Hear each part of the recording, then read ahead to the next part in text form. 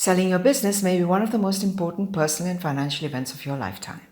It requires careful planning as the decisions you make or fail to make can impact the attractiveness of your company to prospective buyers and limit your ability to maximize on your investment and optimize your tax position. Is your company ready? Are you? To answer this, you need to see the whole picture. We are a unique collaboration of 4 leading global advisors. Working together, we can help you put all the pieces in place and make sure nothing is overlooked. We are Exit Plus. Joining me from Washington is Chris O.P. at Bernstein Private Wealth Management. From London, Chris Rose at Dentons. From Amsterdam, Mark Carmichael at STS Capital Partners. And from New York, Eric Gelb at PKF O'Connor Davis. I'm Shahnaz Nasser with Dentons. Welcome to Preparing for Life After the Sale. Mark, does whom you sell your company to affect one's life after the sale? Thanks, Shahnaz. I think that's a good question. It's a good topic that I think sellers should be considering now before they commence, upon their own exit journey. So I'm glad you've raised that question.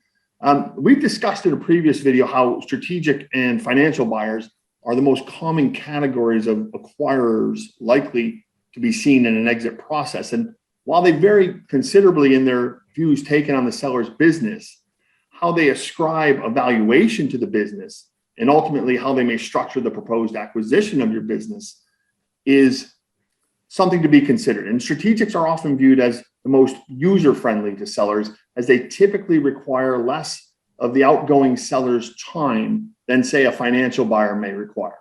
Strategics often get it, when it comes to the business that they'll be acquiring. And as such, they may have no requirements for the founder or other key shareholders to remain on board after an initial transition period.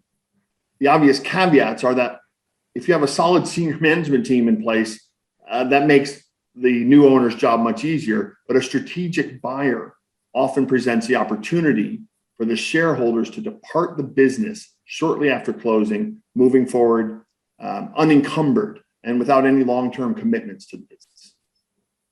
Yeah. And this touches upon some of the issues we raised on prior videos.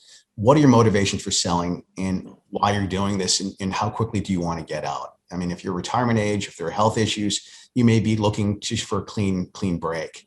But if you go with a financial buyer, or certainly with a management buyout, you may retain a stake. And if there's an earnout, and this is probably the key words you should remember from this part of the video, this is an entirely focused endeavor for the next few years. This is not your easy ride. These are highly negotiated. They'll be dependent on certain KPIs. And it's a heavily negotiated document, 10 pages, really. So if you're looking for a quick route, strategic buyer is probably it. But if you have an earnout situation, you should be ready to focus the way you have been in recent years until you finally exit completely.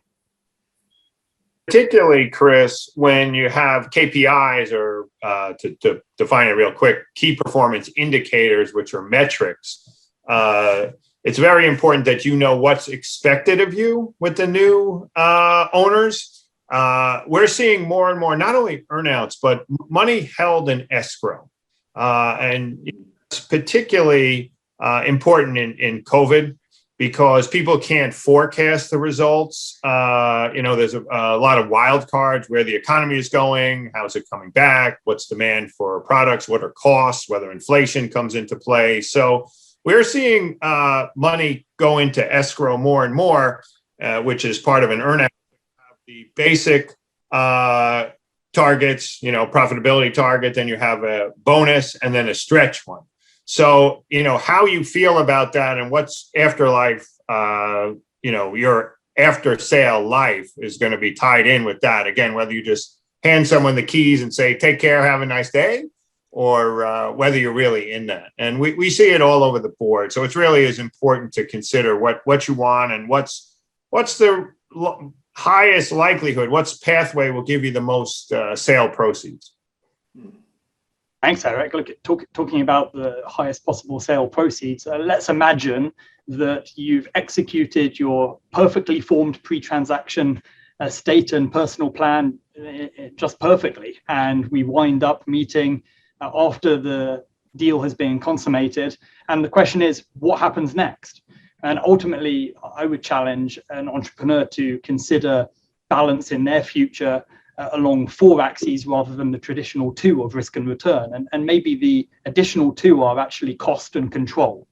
And the control in particular is oftentimes for us most sensitive to an entrepreneur who's recently relinquished control of their business, translated illiquid value into now cold, hard financial cash in many cases, and are being asked to now relinquish control once again of their life's work, now translated into the form of cash, to somebody like an investment manager or a financial advisor.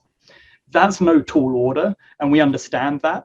And that's why I think cost is one of the important questions that we will talk about. Now, cost comes with the other side of the same coin, value. And we think that it's critical to build a portfolio on the basis of what you want to achieve, both in the most personal terms of what do you want your life to be like, and realistically, what do you need to generate from a portfolio, and how can we help you doing that? One of the most important questions for entrepreneurs we talk to today in receipt of their portfolio value is, what impact can I have with my money? Maybe that's philanthropic impact. Maybe it's in improving the lives of those around you. Maybe it's actually how you can address some of the challenges in the world in a capitalistic way through intentional investing. All conversations that we love to have, and ultimately, hopefully, build a basis of trust to start a process of running a financial portfolio for you and your family in the years ahead. Thanks, Chris. To conclude, here are 3 takeaways from this episode. 1. Post-exit life will depend on whom you sell to. 2. Keep your family engaged. Selling a business can be emotionally straining. And 3. Seek an appropriate wealth management team. They will help you determine how best to invest the sales proceeds. Thank you, gentlemen, and thank you for watching. How exit ready are you in your business? Find out using our free exit readiness assessment. Simply complete our confidential online survey, which should take you no more than 10 minutes, and we'll prepare and send you your personalized report together with your readiness score.